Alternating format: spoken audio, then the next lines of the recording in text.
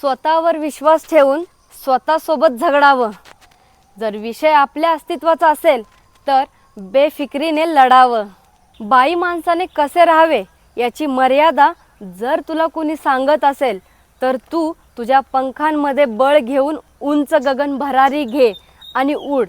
मग बोलणारेही म्हणतील की ही आमची लेक आहे, ही आमची सून आहे, ही आमची बहीण आहे, ही आमची मैत्रीण आहे. अरे हीच आमची खरी भारतीय नारी आहे. पुन्हा एकदा भारतीय संघाच्या महिलांनी दाखवून दिलं की महिला कशातच कमी नाहीत. एक एक बॉल, एक एक शॉट साऱ्या भारतीयांच्या हृदयाचा ठोका होता.